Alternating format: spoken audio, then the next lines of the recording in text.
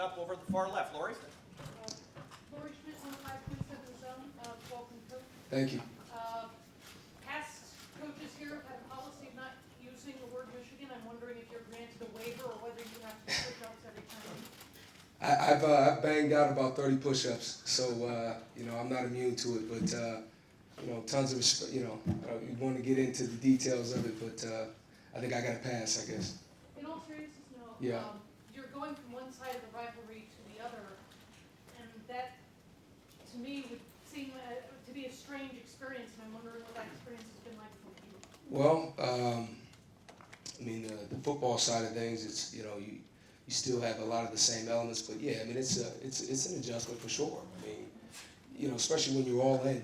I'm not one of those half foot out kind of guys. I'm all in. So, but a ton of respect for the coaches and the players there. So, it's a unique experience to say the least. But I'm excited about where I am and excited about what's ahead. So. Second row left. Lori? Al, when you come into a new place and you have returning starters or players that were starters last year, but you also have a lot of talent on the bench, how do you look at that from top to bottom? Do you have to reanalyze everything? How do you make decisions? Because the linebacker position last year was one of the most heavily talked about positions from a fan standpoint, in terms of are the right people playing, is the scheme the right way? How do you come in and just kind of tackle all of that? Well, you got to give the kids a chance to prove themselves to you during the spring, right? Workouts. So my take has always been to evaluate the body of work that you have. So you look at some things about last year, and then consider what you're doing this year. And then give them a chance to show you if they can execute and do the things that you need them to do. So I feel like I can't accurately answer anything on that because I'm getting here. I'm literally just getting here. The past 2 weeks we've been on the road, so having a chance to see these guys work out, having a chance to watch film, you can kind of get an idea. But I want to be accurate when I answer that. So I'm anxious to see this spring, really who's going to compete and they all can run. Every kid in that room is pretty talented. So to your point, so we'll get the right pieces in the right places. The jobs are open. I wouldn't say jobs are open, and I wouldn't say jobs are I wouldn't say anything like that. I just right now I'm just getting to know them. That's what I'm willing to say right now. Front row right. Bill? Bill Rabinowitz, Columbus Dispatch. Could you just kind of discuss your decision, being a Columbus guy, having worked in Michigan for as long as you did, to come back here? What was that like emotionally for you? How hard a decision was that for you? Well, it was a hard decision. Like I said, I'm like when you're in a place, wherever you are, you try to be all in, right? It's not like a stepping stone place. So you really, not only are you involved, your family's involved. So it's tough. It's really tough. But again, like you think about where you are. Like this is home for me. This is an unbelievable situation and a program. So you're excited in the same breath. So it's not I wouldn't put it in the easy category, but I'm fortunate in the same breath. So when you respect where you come from, when you respect the situation you were in, it's always a little more difficult. And how tough the decision was, and what finally made you decide to come here? A lot of reasons. I think Ohio State. I've known Coach Day and know the program tradition, but mom and dad are 20 minutes away. I got a 3-year-old, a 1-year-old. My wife went here. A lot of who I am is from, obviously the 614 and Columbus, and father playing here.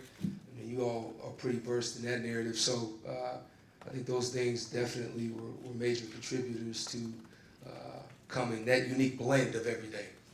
So, yeah. Far right. Tony? Tony Herman, so did you seek out your parents' guidance on this? Yeah, we talk about it, but ultimately, I'm 34. You know what I mean? So, I got to live it. So, it wasn't like we talked about it, but they understand that this is what I got to do with my family. And that's kind of what the goal is. And then Greg mentioned having 2 inside linebackers, 1 outside linebacker. Yeah. Should we expect what we saw at Michigan with the hybrid outside linebackers? I mean, we're still talking through people. What you can expect is an aggressive defense that's going to play fast. Okay, I mean, look, you know, we're going to simplify things to the way the guys can play with enthusiasm necessary to be productive. You know, and so we're, you know, again, I don't want to speak before, you know, we're still working through it, you know, but you know, to answer your question, we're going to see an aggressive defense, guys playing fast. So. Over here to the right, Clay. Play all NBC 6. Yeah, Clay, how you doing? I remember you in high school, man. Get out of here. Yeah, man, you the man. Yeah, I'm a dinosaur, that's for sure. Because I've done a couple stories with your dad here recently, Yeah. he went through the process that when you went to the team up north, as they call them here, Yeah. and his reaction to that, which was pretty interesting. So when you told him you were coming back, how did he react? You know what, man? He empathized with me, man. I mean, he may come off as like, you know, but he understood it was tough, and you know, I mean, you know, he was a part of. I had to drag him. You know, I remember him coming to the spring game with a, you know, I threw a Michigan hat on him and Ohio State jersey underneath. You know what I mean? So he, you know, he was excited for me because it was the best decision for me and the family. But he empathized. You know, he understands, and you know, there's a lot of shared respect here. So. Is it true that when he went up there, I think for that spring game or a game, he said, yeah, you know, it's all right, and Coach Harbaugh's all right, but it's just too much blue. That's true. That is a true statement. So, but yeah, he was around quite a bit, man. So, yeah. Front row middle, Angelique. Hey, Angelique, how you doing? Good, how are you? Good. 2 things.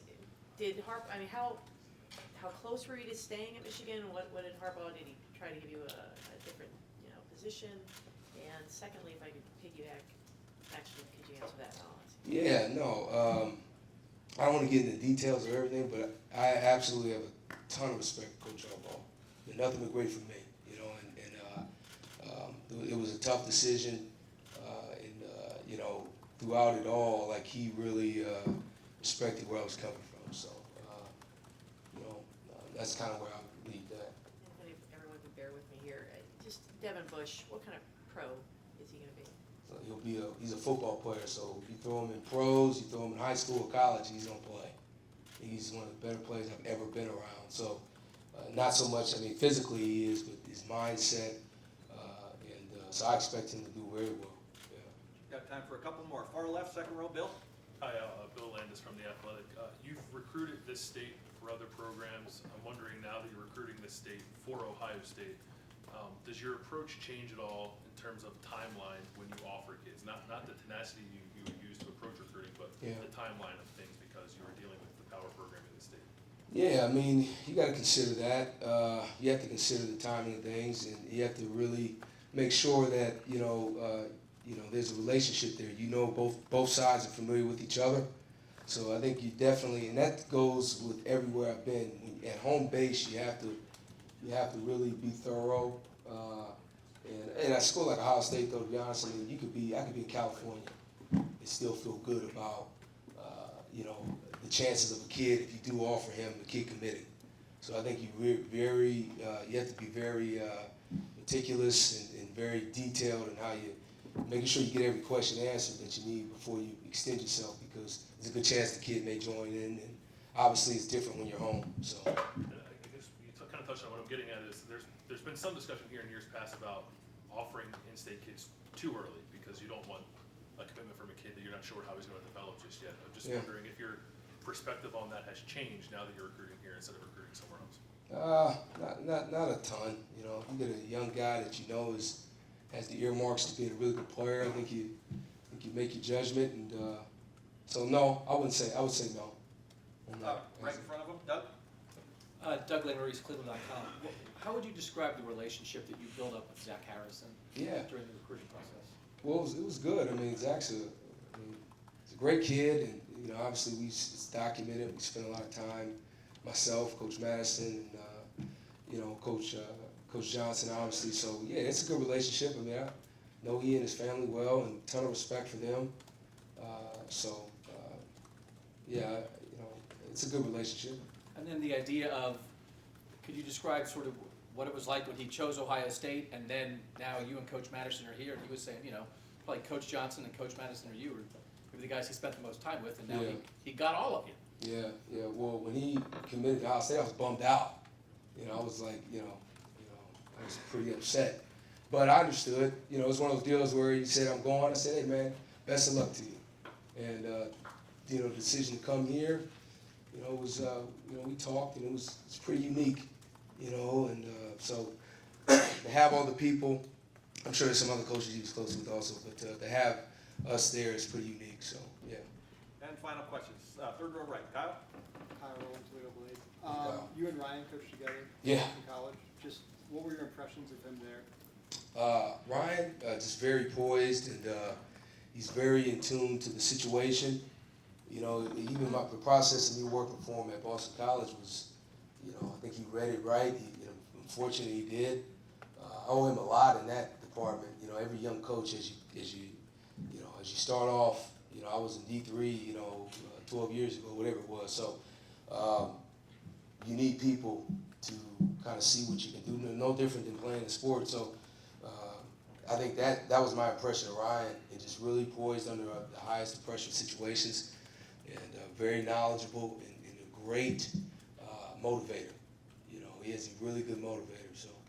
And then once you got into the coaching profession, did you always have a desire to make it to Ohio State? That's a good question. I've gotten that a lot. Honestly, I just wanted to be the best coach I could be, and wherever that took me, I was willing. Because when you leave, you're gone.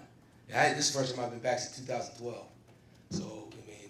So you kind of just I've always, Ohio State's the standard, so it's always be a nice deal, but a lot has to work out for that to happen. So to say it was a lifelong dream, I wouldn't say it was, but it definitely, when it came up, I was like, wow, maybe it should have been a dream, because it was so unique. So Coach, thank you very much. yeah, thanks for that.